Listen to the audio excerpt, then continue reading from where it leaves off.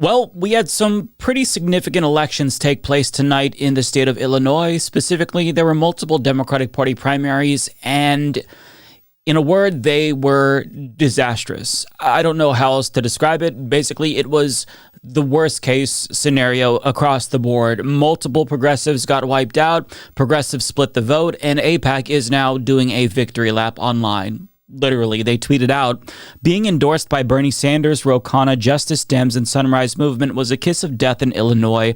Democratic voters rejected their extreme anti-Israel candidates, instead choosing mainstream candidates. AIPAC is proud to help defeat 6 would-be squad members tonight. Yeah, so that kind of just goes to show you how the night went. And it's interesting that they talk about defeating anti-Israel candidates because the individuals that they backed, well, they didn't actually mention Israel at all.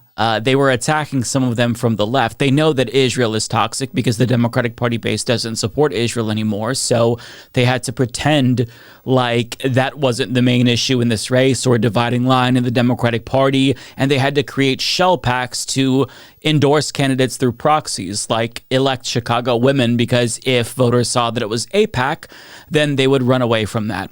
But there's a lot of really clear lessons to be learned from multiple races tonight. And we're going to get to that. And quite frankly, I'm fucking pissed off. Like, I'll just be honest. I'm fucking pissed off because this result was entirely avoidable. So let's start with the first race in the 8th Congressional District of Illinois. And I'm just going to read this headline that explains the result. AIPAC, AI money propels Melissa Bean to comeback victory in Illinois. Now, when you look at the results, she beat her progressive challenger, who was endorsed by Bernie Sanders, Junaid Ahmed, by 5.1 points. But if you go down, there was also Yasmin Bankole, who is another progressive. She got 9.6% of the vote, but both progressives lost. Now, pivoting to the race that a lot of people were watching, which is the 9th Congressional District, there was so much money being poured into this race. Bernie Sanders did not endorse, although Rashida Tlaib as well as Ilhan Omar did. AOC also did not endorse in this race, but this is the race with Kat Abughazaleh. And the result was not good and incredibly disappointing because she was this close. So Daniel Biss, the J Street-backed corporate Democrat, he beat Kat Abughazaleh by 3.6 points. Mike Simmons, another progressive in the race, got 7.1%, and Bushra Amiwala got 5.1%, another progressive in the race. Now, there was a lot going on in this race. Daniel Biss was accused of having an inappropriate relationship with a student just a couple of days before the election. Kat Abughazaleh was being attacked by an organization that was funded by dark money donors, and they were paying influencers such as the Woke Ginger, allegedly, $1,500 to attack Kat Abughazaleh. There was a lot of AIPAC money pouring in. AIPAC was supporting a progressive candidate through an ad in order to split the vote among progressives. And there was a lot taking place, but the result really didn't have to be this way. On one hand, you could say it's great because AIPAC's preferred candidate, Laura Fine, ended up coming in 3rd place, but we could have had a better result where the progressive, or at least a progressive, won, but it didn't happen because apparently progressives in this particular campaign or in this district, they don't know how the fuck to do math, right? And I have to say it because you can see these results. So if Mike Simmons or if Bushra Amiwala, if any one of them chose to drop out and endorse Kat Abughazaleh, then odds are she would have been able to defeat Daniel Biss. If they both would have dropped out like a month before the election took place and campaigned for Kat Abughazaleh, then she would have beat him handily. And I would have expected Kat to do the same if one of them were in the lead, but they all chose to not drop out. In fact, Bushra Amiwala remained defiant and said that she's not dropping out after there was a new poll release showing that Kat was in 2nd place. After deep reflection and a lot of careful consideration made by my team, we've decided it made a lot of sense to make this video. I'm not going anywhere. Yeah, so she decided to stay in, even though she knew that it could risk splitting votes. And guess what happened? AIPAC released an ad supporting her, saying how progressive she was. Now, they don't actually support her, but what AIPAC was trying to do was split the progressive vote.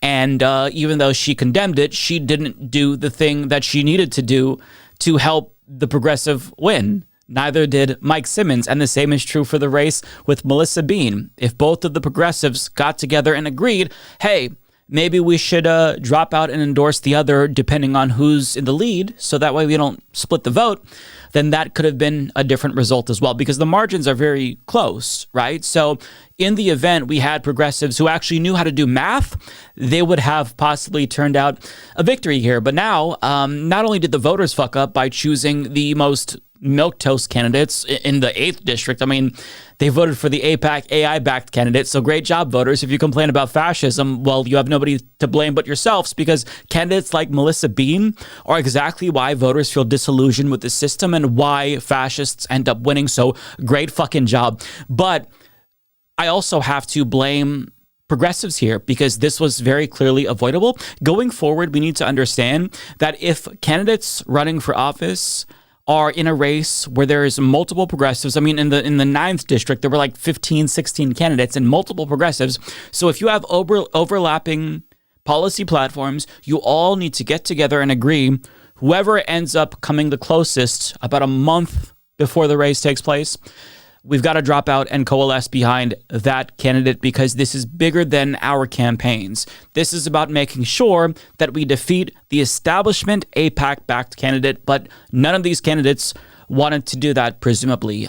They were defiant and chose to fuck everyone over because their egos were, I guess, too big. Now, listen, I don't believe that anyone is entitled to a particular seat. It's not like they, were required to pave the way for Kat Abughazaleh. But if I were running for office and I genuinely cared about all of these policies and I wanted to see them enacted, I would have to acknowledge that maybe I should sacrifice my campaign, even though we worked hard, my staff worked hard, for the movement in a show of solidarity, so we make sure that the corporate Democrat doesn't win.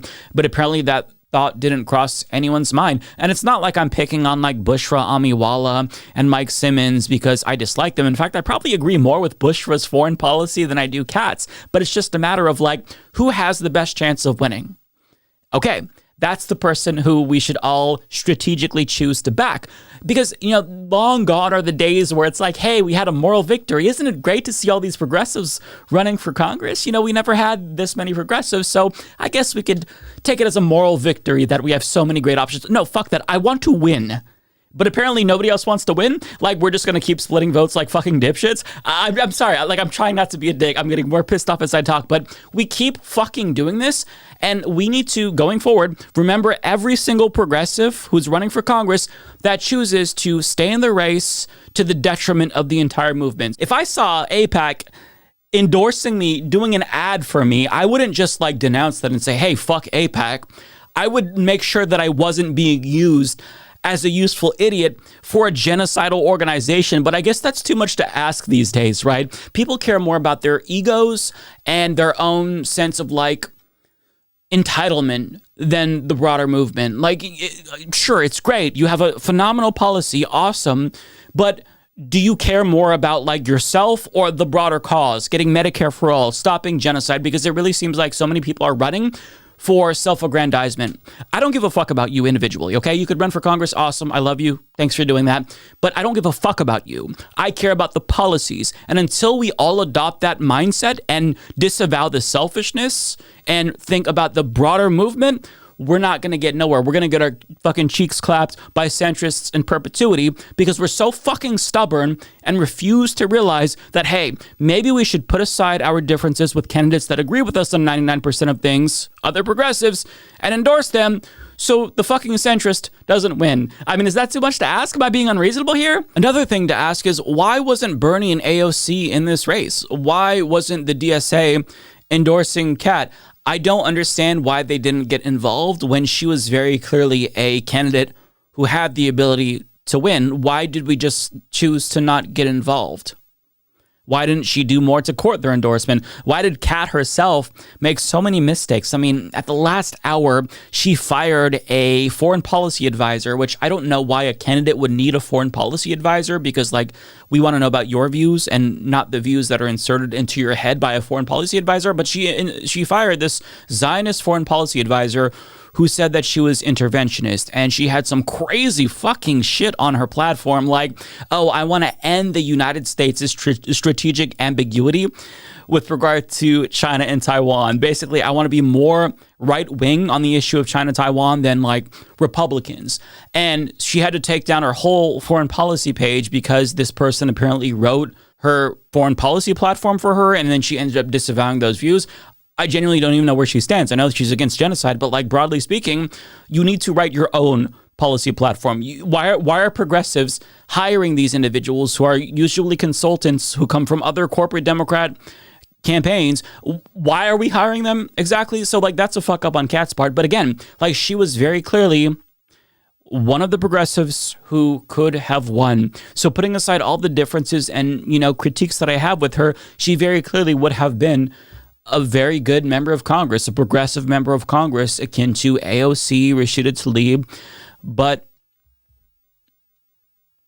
we saw what happened. So I guess I'll end by saying, if you plan to run for Congress anytime soon, make sure you know how to do math. If there's a progressive running in the same race as you and they have a chance of winning and you don't, you need to drop the fuck out and endorse them. There's a reason why New York progressives have been so successful. Now, also, they had ranked choice voting in New York, which is different. Like, if there was ranked choice voting, it wouldn't make a difference. But if you are in a winner-take-all district, then you really are being extremely selfish. And it's worth pointing out that AIPAC is doing more to attack candidates from the left, right? So a lot of these candidates, I'm going to be looking at them with side eye if they have this progressive platform and they come out of nowhere and they're taking up like 5-6%. But there's another progressive and they could endorse that individual, but they're staying at the race. Like, I'm going to view them as basically an op for AIPAC, either wittingly or unwittingly, because what they're doing is the bidding of the establishment and the bidding of AIPAC. So there's not much left to say. Just, if you're going to run for Congress, do math and don't fucking split the votes like a moron.